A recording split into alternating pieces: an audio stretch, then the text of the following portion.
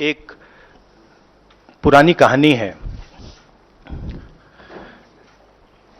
पहले टाइम, बहुत सालों पहले हिंदुस्तान में एक राजा हुआ करता था।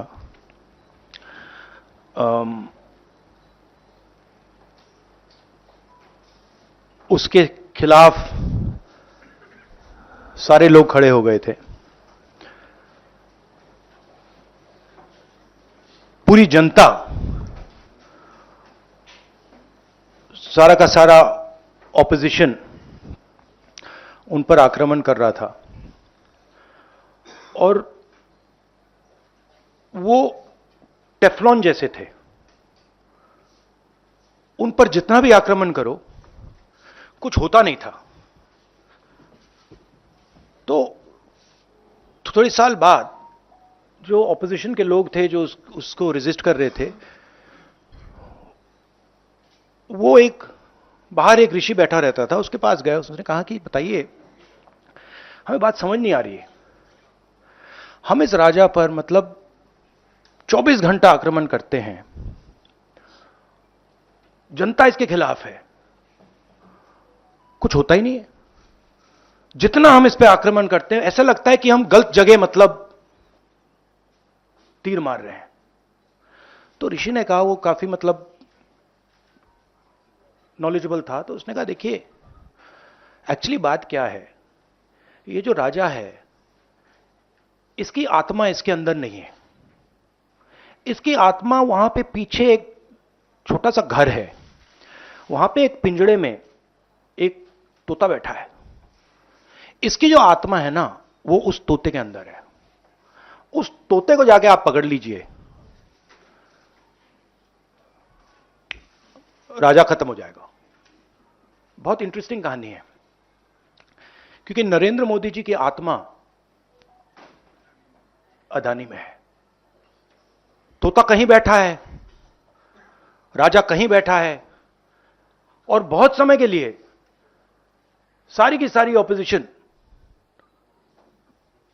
राजे पे अटैक कर रही थी। मगर असलियत यह है कि राजा राजा ही नहीं है, पावर किसी और के हाथ में है, अदानी जी के हाथ में है। जैसे ही हम अदानी जी को टच करते हैं, इंटेलिजेंस एजेंसीज, स्नूपिंग, सीबीआई, मैं पहले सोचता था number 1 prime minister, number 2 Adani, number 3 Amit Shah.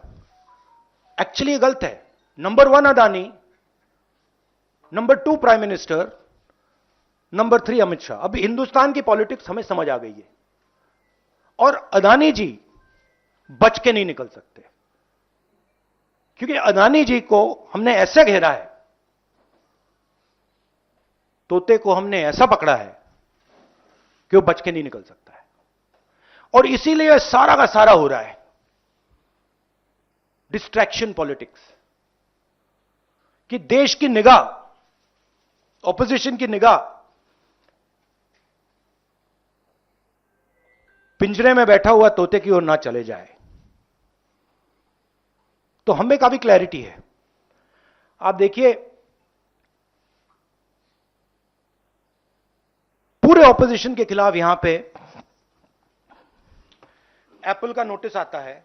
मैंने इसको थोड़ा आपके लिए बड़ा करके दिखाया है, देखिए अच्छी तरह देखिए, ये तोते का काम है, राइट? इसमें लिखा है, Apple believes you are being targeted by state sponsored attackers who are trying to remotely compromise the iPhone associated with your Apple ID. अब ये मेरे ऑफिस में सब लोगों को मिला है, वेणुगोपाल जी को मिला है, कांग्रेस पार्टी में लिस्ट बनी हुई है, पवन खेड़ा, सुप्रिया, सीताराम येचुरी, अखिलेश यादव, प्रियंका चतुर्वेदी, महुआ मोइत्रा, राघव चड्ढा, टीएस सिंहदेव, लिस्ट है। और ये सारे के सारे किसी ना किसी तरीके से इस मामले में इन्वॉल्व है। और देश के युवाओं को मैं समझाना चाहता हूं, बताना चाहता हूं यहां हो क्या रहा है।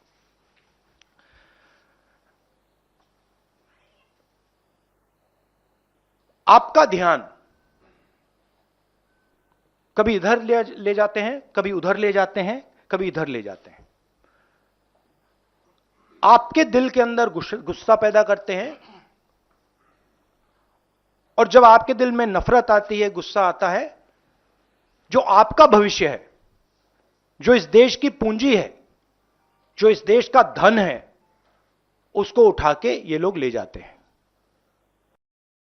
अदानी जी हिंदुस्तान के पोर्ट्स पकड़ा दिए, हिंदुस्तान के एयरपोर्ट्स पकड़ा दिए।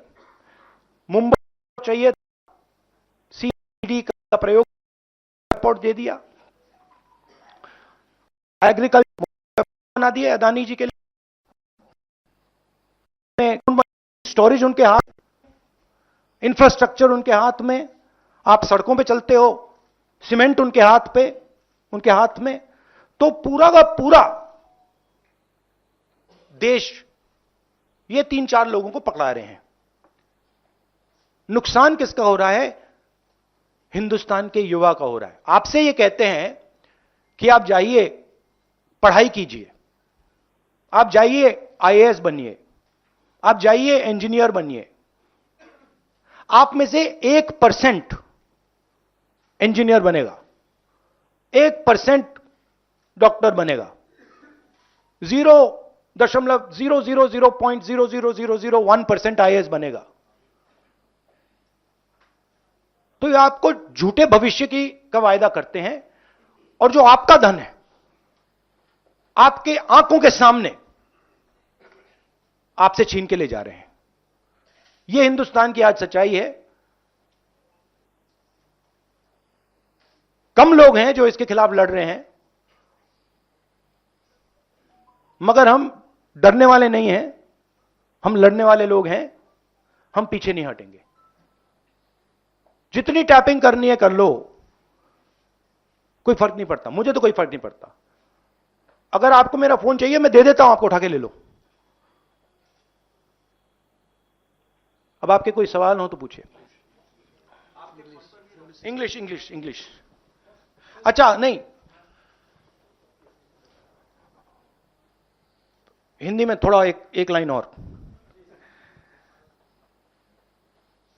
हिंदुस्तान की जो भविष्य है, उसके लिए सबसे जरूरी चीज न्याय है। अगर इस देश में, इस देश की जनता को, इस देश के युवाओं को न्याय ना मिले तो यह देश आगे नहीं बढ़ सकता है। और मैंने बहुत बार बोला है, और मैं बोलता रहूंगा, और हम ये काम करके दिखा देंगे कि कास्ट सेंसस के बिना इस देश के युवाओं को न्याय नहीं मिल सकता। और ये पूरा का पूरा डिस्ट्रैक्शन जो हो रहा है, जब अदानी जी पैसा चोरी करते हैं, किससे चोरी करते हैं?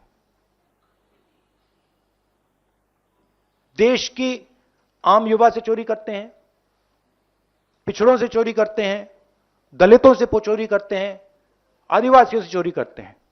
जब अदानी जी कोयले में, ऑस्ट्रेलिया में जब नाव चलती है, यहां आती है, जब वो ओवर इनवॉइसिंग करते हैं, तो अदानी जी किसकी जेब से चोरी कर रहे हैं पैसा? जो आप बिजली खरीदते हो उसमें अदानी टैक्स है, ट्रेन में आप जाते हो उसमें अदानी टैक्स है, फ्रेट घूमता है उस पर अदानी टैक्स है। टैक्स किससे, कहां से आ रहा है? पिछड़ों की जेब से, दलितों की जेब से, आदिवासियों की जेब से, गरीब लोगों की जेब से, छोटे व्यापारियों की जेब से, और पूरा का पूरा ट्रांसफर इनकी जेब में हो रहा है। In English, brother.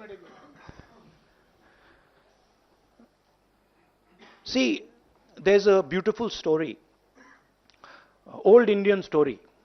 There was a king, very nasty king, and he was attacking everybody, stealing from everybody. Everybody was disturbed, and his opposition would keep trying to fight him. Nothing would happen to the man. They keep attacking, keep attacking, keep attacking. They're very confused. Why is nothing happening to this man? What is going on? And this went on for a couple of years. And then after some time, there was this wise man who used to do dhyan outside. And so they went to him and they said, what is going on? We keep attacking this man. Every day we attack this man, nothing happens to this man. And the gentleman said, look, the reason is that this man's soul is actually somewhere else. The frame, the image is of the king. But jo iski atma hai, the soul is somewhere else. So they asked him, where is the soul? And he said, the soul is there in a village in the corner. If you go, there's a little cage, and inside that cage there is a parrot. And if you go and you kill that parrot, the king will fall. Right? And that is exactly what is going on here. Mr. Narendra Modi's soul is Mr. Adani. Right? And no matter how much we attack Mr. Narendra Modi, it doesn't have an effect. Because the soul is somewhere else. And now we've understood this. We've understood that the soul is there in the parrot. And now we are attacking the soul. And that is why all this is going on. That is why Apple is sending messages. Your phone is being targeted by state-sponsored attackers. Right? I used to think that, there's a ranking. People say, press people say, number one, number two. Number one, Mr. Modi. Number two, Mr. Amit Shah. And actually, the ranking is slightly different. It's number one, Mr. Adani. Number two, Mr. Modi. Number three, Mr. Amit Shah. The country will soon realize that the Prime Minister is employed by Mr. Adani and works for Mr. Adani. Right? The examples of this are clear. Bombay Airport. Airport that is owned by somebody else. State-sponsored agencies attack the owner. He surrenders the airport to Mr. Adani. Mr. Adani is over-invoicing coal from Australia. It leaves Australia, it arrives in India, the prices doubled. No inquiry. Nothing. No ED, no CBI, nothing. Who's paying for it? When we are using electricity, poor people of this country using electricity, we're giving Adani tax.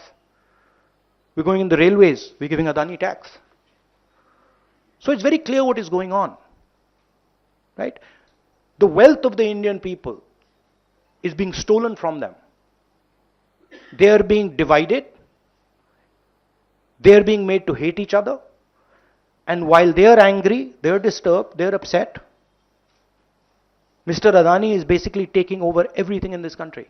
He owns most of the channels that are, whose cameras these? Most of these cameras, I don't know which ones, but half of them at least are owned by Mr. Adani. So, hello. Hello, Mr. Adani. I know you don't like this. I know you don't like this type of activity, but I must tell you that you are creating a huge amount of anger against yourself in this country. The common masses of this country are getting to understand what is going on. And it's my duty as a politician, as an opposition politician, to tell the truth about what is happening in India. So if you have any questions. Yeah, Anand. Sir, after Pegasus, we have seen this again snooping on the phones of several of the Congress leaders and opposition leaders. So what's your next step? Whether will you go to take legal recourse or something like this? No, the last inquiry, the last Pegasus inquiry, where, my name was also there, that sort of disappeared, right? So that tells you the situation in the country. Our job as opposition is to make people understand what is going on. And I'm very happy that more and more people are understanding what is going on. It's very clear. And this is clearly a sign of panic, right? This is clearly, this is not just one person, this is the whole opposition. So this is obviously, this is not done by somebody who's not scared, or this is not done by somebody who's honest or who believes in themselves. This is the work of criminals, of thieves. Only thieves and criminals would want to do this. Rahul ji, अभी आपने एक बड़ा खुलासा किया। आपने कहा कि देश में अडानी सरकार चल रही है। आपकी बातचीत का लब्बुलवाब था। तो लोकतांत्रिक देश में आप एक वोटिंग के जरिए सरकारें बदल सकती हैं, तो मोदी सरकार तो आप बदल सकते हैं, लेकिन अडानी सरकार कैसे बदलेंगे? ये बड़ा इंटरेस्टिंग प्रॉब्लम है। आइडियाज है मेरे पास। नहीं तो कुछ अगर शेयर कर पाए कि ये नहीं, कैसे? शेयर ऐसे आइडिया शेयर नहीं करते हैं। टाइम आएगा तो दिखाएंगे अडानी सरकार कैसे बदली जाती है। बट आपने बहुत, देखिए, आपने बहुत गहरी बात बोली है। अदानी जी, ये मत सोचिए कि अदानी जी सरकार बदलने से हट जाएंगे, नहीं। मगर जिस तरीके का मोनोपोलाइजेशन हिंदुस्तान में हो रहा है, और अदानी जी उसके सिंबल हैं, सबसे बड़े सिंबल हैं एंड बिल्कुल ब्लेटेंट सिंबल हैं, उससे देश को जबरदस्त नुकसान हो रहा है। उससे हमारी डेमोक्रेसी टूट रही है, हमारे लोगों का पैसा चोरी हो रहा है, हमारे इंस्टीट्यूशंस कोलैप्स कर रहे हैं। तो बीजेपी की सरकार और बीजेपी का जो फाइनेंशियल सिस्टम है वो डायरेक्टली लिंक्ड है इनके साथ। बट चुनाव जीतने से प्रॉब्लम रिजॉल्व नहीं होगा। प्रॉब्लम रिजॉल्व करने के लिए और दवाई देनी पड़ेगी। Mr. Gandhi, this side, sir. This side. This. Sir. Sir. Sir, you've been raising Adani issue and crony capitalism for quite some time now. Do you firmly believe that this issue is also resonating and echoing in general public? And if yes, are you going to make this important poll plank in 2024 as you made Rafael in 2029? See, you have to understand where I'm coming from. Okay? I am defending what I consider to be the idea of India. Okay? I believe a free press. I believe independent institutions. I believe fair business practices. These are all the idea of India. And I am defending that idea. And I'm defending that idea how? With the truth. Right? I have a habit of telling the truth. I like speaking the truth. It gives me happiness and joy. Right? And that is what I'm doing. This is not just a political fight. This is not just a fight about, as I said, about going and winning an election. This is a much deeper fight. One step is winning an election, and I'm confident that you will see in the next state elections the results, right? But it is a deeper problem. We were enslaved. Please remember, all the young people in this country, please remember, we were enslaved by a monopoly. We became slaves of a monopoly. It was called the East India Company. It was a foreign monopoly. It had partners in India. And we are being enslaved by a monopoly again. So we are fighting actually for the independence of this country. Many people are not realizing this right now. You will come to realize it.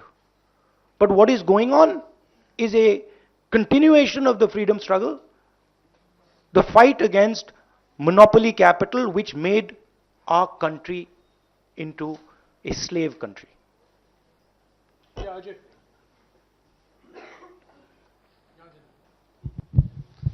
Rahul ji, अब आपको राजा के तोते का भी पता चल गया है और आपके पिछले कुछ सालों से लगातार अडानी के मुद्दे को उठा रहे हैं। आपको लगता है कि ये जो लड़ाई है, अडानी, आप लगातार कहते हैं कि आपको अडानी से प्रॉब्लम नहीं है, मोनोपोलिज्म से प्रॉब्लम है। ये जो लड़ाई है, ये लड़ाई सिर्फ आप जिस तरह से आगे लेके जा रहे हैं, आपको लगता है कि मोदी सरकार से लड़ने के साथ साथ एक अपोजिशन के अंदर भी जो एक यूनानिमिटी आपको बनानी होगी कि एंटी अडानी या मोनोपोलिज्म ऑफ अडानी, वो भी एक बहुत बड़ी लड़ाई है जो आपको आगे लड़नी है? हाँ, सही बात है। बट देखिए, जो जिस लेवल का मोनोपोलाइजेशन हो रहा है, ठीक है, उससे सारे लोगों पर असर पड़ रहा है। आप झिझक झिझक के क्वेश्चन पूछ रहे हो, जनरली आप नहीं, बट जनरली जो आप थोड़ा घबरा के क्वेश्चंस पूछते हो, उसी मोनोपोली का असर है। ठीक है, कोई गैस सिलेंडर 1000 रुपए का दे रहा है, उसका लिंकेज है कोयले से, उसका भी कारण मोनोपोली, अदानी। एयरपोर्ट में अदानी, माल अंदर आता है हिंदुस्तान में, अदानी। तो मोनोपोली का इफेक्ट सिर्फ पॉलिटिकल लोगों को नहीं हो रहा है। हिंदुस्तान दो भागों में बट रहा है, एक प्रो मोनोपोली, एक एंटी मोनोपोली। जो अदानी जी के खिलाफ बिजनेस वाले लोग हैं, वो भी इस बात को समझ रहे हैं, दे आर एंटी मोनोपोली। तो देश दो पार्ट्स में डिवाइड हो रहा है, pro monopoly, pro Adani control, and anti monopoly, pro people control. ठीक है, उसमें जनरली जो ऑपोजिशन की पोजीशन है, ब्रॉड जो पोजीशन है, वो एंटी मोनोपोली कंट्रोल है। राहुल जी नमस्कार। हाँ,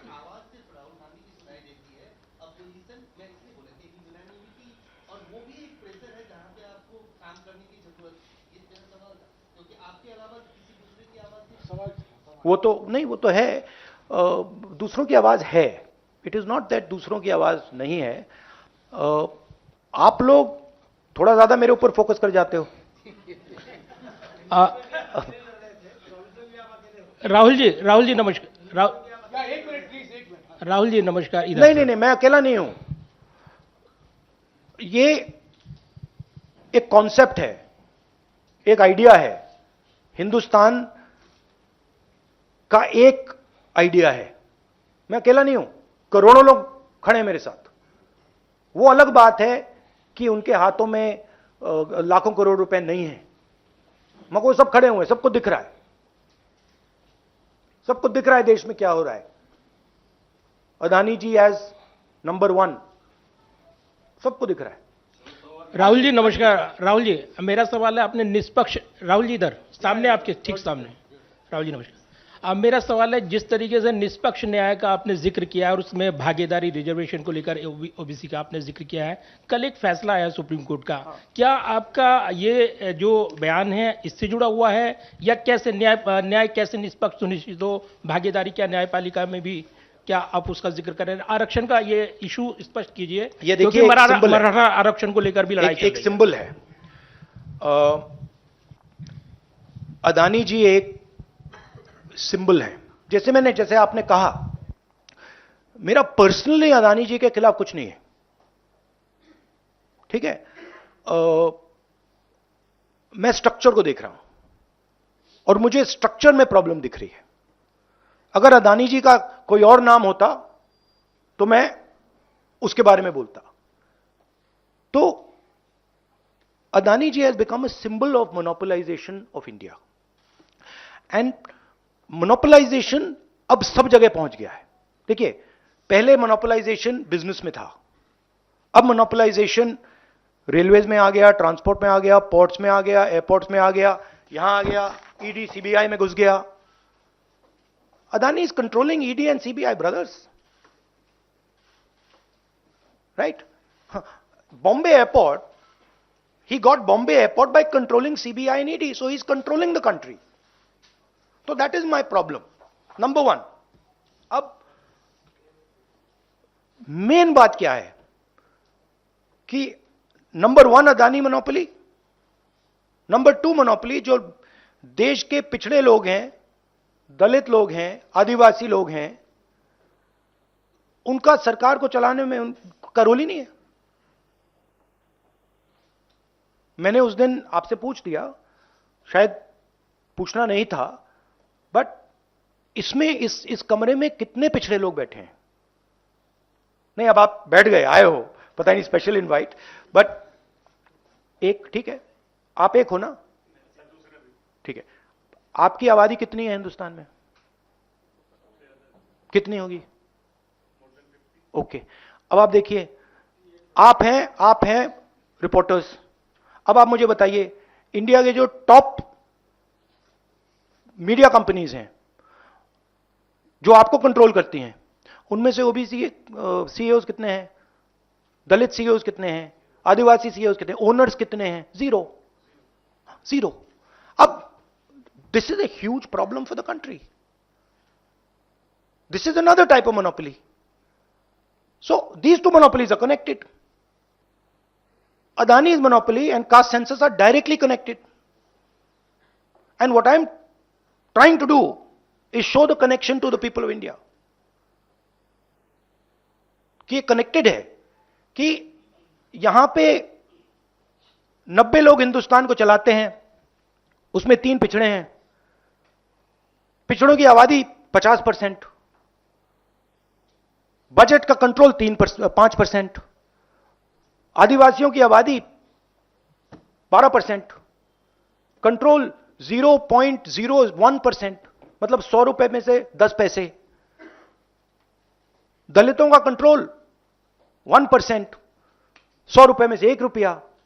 तो दिस इज नॉट एक्सेप्टेबल। अगर हम मतलब सुपर पावर की बात कर रहे हैं, देश की प्रगति की बात कर रहे हैं, तो यह स्ट्रक्चर एक्सेप्टेबल ही नहीं है। इसीलिए मैं कास्ट सेंसस का सवाल उठा रहा हूं। And caste census is what? It's x ray.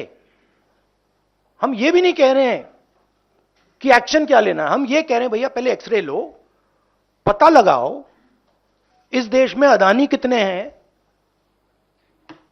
पिछड़े कितने हैं, दलित कितने हैं, आदिवासी कितने हैं। एक बार डेटा आ जाएगा, उसके बाद हम जो हिंदुस्तान के डेवलपमेंट की नेक्स्ट स्टेप है, रेवोल्यूशनरी स्टेप है, उसको हम शुरू कर सकेंगे। तो ये मेरा मेन पॉइंट है। जी अरुण हाँ अरुण हेलो, ये सब सिम्टम्स है ना, ये सारे के सारे मोनोपोली के सिम्टम्स हैं। और कुछ मतलब पूरा का पूरा एक आदमी कंट्रोल कर रहा है। ठीक है, आप हिंदुस्तान के युवाओं को क्या ऑप्शन देते हो? ऑप्शन देते हो आईएएस, कितने बनेंगे? 300 बनेंगे, 400 बनेंगे हर साल। फिर ऑप्शन देते हो इंजीनियर, डॉक्टर, लॉयर, कितने बनेंगे? 1% बन जाएंगे। तो 99% लोगों का क्या होगा? अब उन 99% लोगों को रोजगार कौन देते हैं? छोटे बिजनेस वाले देते हैं। अब कोई पिछड़ा लड़का, कोई दलित लड़का कहता है भैया मैं छोटा सा बिजनेस चालू करना चाहता हूं, 15 सेकंड नहीं चलेगा उसका बिजनेस। क्यों? क्योंकि अदानी खड़ा है, उसको बैंक लोन नहीं मिलेगा। तो ये जो सारे के सारे अनएम्प्लॉयमेंट है, ये सारा का सारा स्ट्रक्चर इस मोनोपोली के कारण हो रहा है। आप बताइए, अदानी जी ने हिंदुस्तान के कितने बिजनेसेस खत्म किए हैं? लाखों बिजनेसेस उड़ा दिए हैं। और बिजनेस उड़ाने का क्या मतलब? कि हिंदुस्तान के युवाओं को रोजगार नहीं मिलेगा। तो बड़ा सिंपल कॉम्बिनेशन है, अदानी जी को पैसा दो, हिंदुस्तान के युवाओं को रोजगार मत दो, जो उनमें गुस्सा आएगा उसको गुस्से को और आग दो, और अदानी जी को पैसा दो। ये स्ट्रक्चर है। आज की जो पॉलिटिक्स है जिस एरा में आप हैं, ये बहुत ज्यादा डिपेंडेंट है टेक्नोलॉजी। और आप पेगासस से लेके आज तक जिस तरह से आप लगातार आरोप लगा रहे हैं और जिस तरह के मामले सामने आ रहे हैं, आपको लगता है कि विचारों का स्वतंत्र प्रवाह नहीं हो पाता है? जब आप फोन उठाते हैं तो आप झिझकते हैं, उस पर बात करने से झिझकते हैं, और इसकी वजह से जो तैयारियां चुनाव की है या पार्टी की रणनीति वो अफेक्ट होती है, प्रभावित होती है।